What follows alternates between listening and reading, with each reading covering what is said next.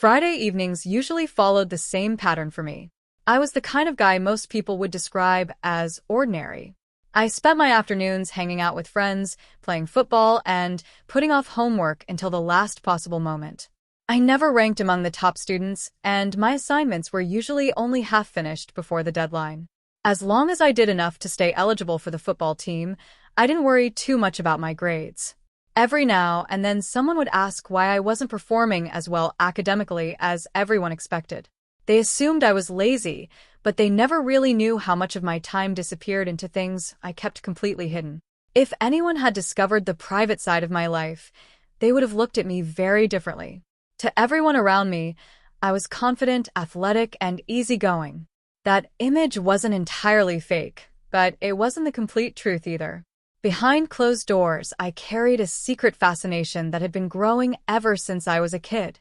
I loved wearing women's clothing. It started innocently enough when I was younger.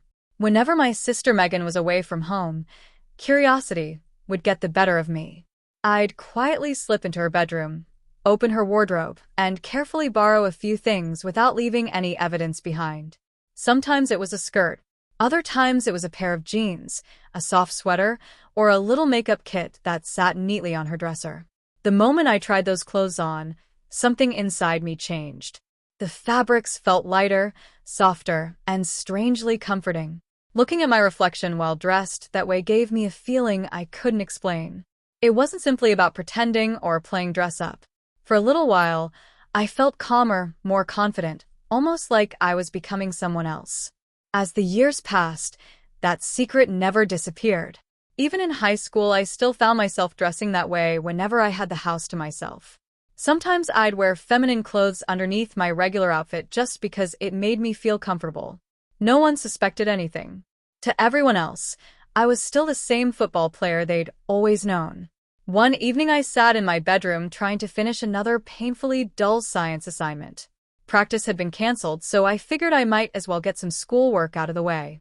I stared at page after page of complicated explanations that barely made sense to me, forcing myself to keep reading even though my mind wandered every few minutes. Eventually, I closed the book with a sigh. I had done enough studying for one night and couldn't focus any longer. Stretching my arms, I stepped into the hallway, hoping to find something more interesting to do. Just then I heard footsteps coming up the stairs. Megan appeared first, carrying a small overnight bag, and behind her walked someone I had never seen before. For a brief moment, I completely forgot what I had been thinking about. The girl following Megan was stunning. She carried herself with effortless confidence, wearing a stylish mustard-colored blouse that matched perfectly with a light brown skirt.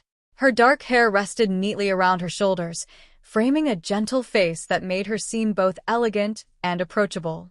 She looked as though she had stepped out of a fashion magazine. She smiled warmly the instant she noticed me standing in the hallway.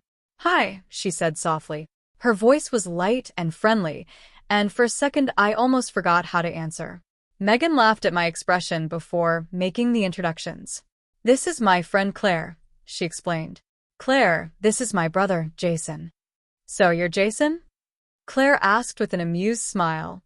"Yeah, that's me," I replied, trying not to sound as awkward as I suddenly felt.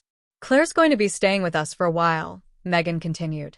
"She'll be sharing my room." The two of them headed inside together, chatting happily as they disappeared through the doorway. A moment later, the bedroom door clicked shut. I remained standing in the hallway long after they were gone.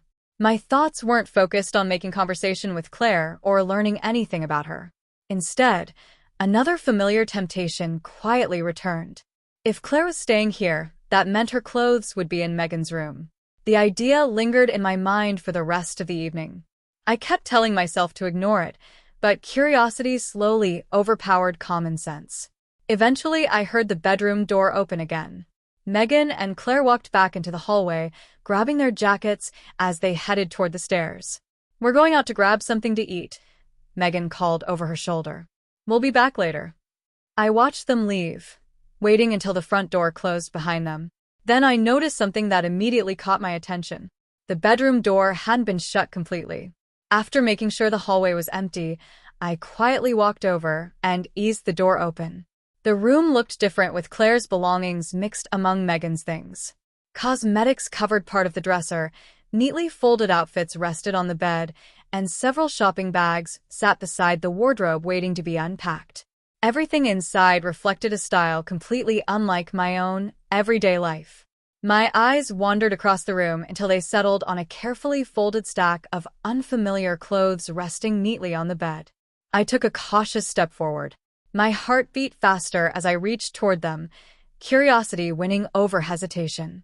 Just as my fingers were about to touch the fabric, I heard footsteps behind me.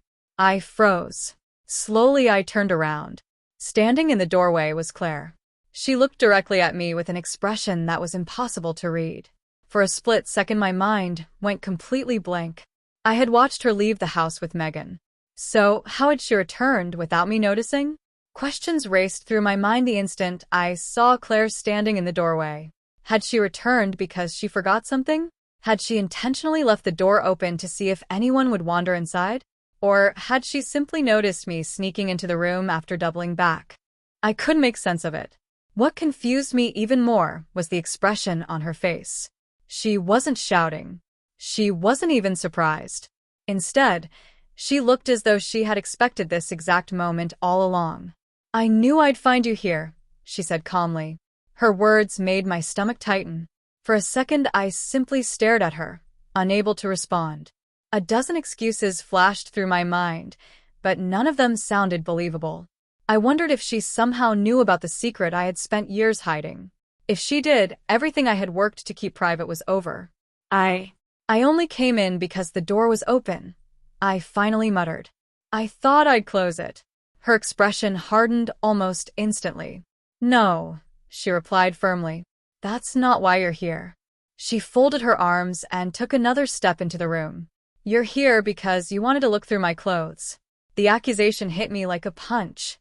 I opened my mouth to deny it, but no words came out. Claire sighed. "Before we left," she continued, "Megan warned me about you. She told me you've borrowed her clothes before, without asking. She wanted me to know so I wouldn't be caught off guard." Hearing that made my face burn with embarrassment. I had always believed my secret had stayed hidden. Apparently it hadn't. "I honestly thought you seemed kind," Claire said quietly. "You look like someone I could get along with. But now I know there's another side of you that you've been hiding." She studied me for a long moment. "If you admire this world so much," her voice became strangely calm, "then perhaps it's time you experienced it completely." The room suddenly grew unnaturally quiet. A strange warmth spread through the air around me. Before I could react, a brilliant shimmer surrounded my body. My everyday clothes dissolved into countless tiny sparks that drifted harmlessly to the floor before disappearing entirely. Startled, I instinctively covered myself. The neatly folded clothes resting on the bed seemed to glow softly, almost inviting me toward them. Without understanding why, I reached for them. One piece at a time, I dressed myself. A delicate bra settled comfortably into place. A matching pair of underwear followed. Then came a flowing skirt, a fitted blouse, and a pair of elegant shoes that somehow fit perfectly despite never having been measured. The fabrics felt impossibly soft. As soon as I finished dressing, another wave of warmth rushed through me. The sensation wasn't painful.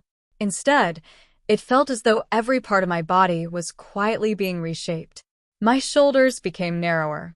My waist pulled inward while my hips gradually widened into softer curves. My arms and hands grew more slender. My legs lengthened gracefully beneath the skirt. My face tingled as every feature slowly shifted, becoming gentler and more refined. Dark strands of hair slipped across my shoulders as they continued growing longer. When I gasped in surprise, even my voice sounded completely different, lighter, smoother, unmistakably feminine. I stumbled toward the full-length mirror standing beside the wardrobe. The reflection staring back no longer resembled the young man who had entered the room only moments before. A young woman looked back instead. She stood with uncertain posture, blinking in disbelief as she carefully examined every unfamiliar detail. Nothing about the transformation looked incomplete. It was as though this appearance had always belonged to her. Claire watched silently until I finally turned around. A gentle smile crossed her face. "From this moment forward," she said softly, "your name is Jasmine." The name echoed inside my thoughts. At first it felt unfamiliar. Then, little by little, it became strangely comforting. The memories inside my mind blurred around the edges. Certain moments became difficult to recall. Others quietly rearranged themselves into something entirely different. The life I remembered moments ago seemed distant, almost dreamlike. Instead, new memories drifted into place. Memories that felt natural, familiar, and impossible to question. Confused, I pressed a hand against my forehead. Everything seemed both new and strangely familiar at the same time. "Where's Megan?" I asked automatically. "She's picking up dinner," Claire answered. "She'll be back any minute." As if on cue, footsteps echoed down the hallway. A second later, the bedroom door opened. Megan stepped inside carrying several takeout bags. She looked at me without surprise. Instead, she smiled warmly. "So it's finished," she said. Claire nodded. Megan set the food aside before walking over. "Welcome," she said kindly. "You're one of us now." The words felt oddly reassuring. Claire opened a small makeup case resting on the dresser. "I think we should help Jasmine settle into her new look." They guided me toward the bed. With patient hands, they brushed my newly grown hair until it fell neatly around my shoulders. My nails were carefully shaped and painted a soft pastel pink. A little foundation, a touch of blush, subtle eye makeup, and a gentle shade of lipstick completed the look. When everything was finished, Claire handed me the mirror. I barely recognized the confident young woman reflected there.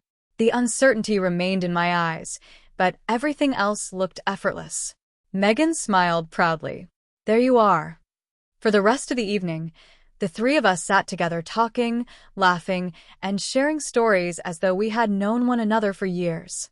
The fear and confusion that had overwhelmed me earlier slowly faded into quiet acceptance. Whatever strange magic had unfolded inside that room had changed far more than my appearance.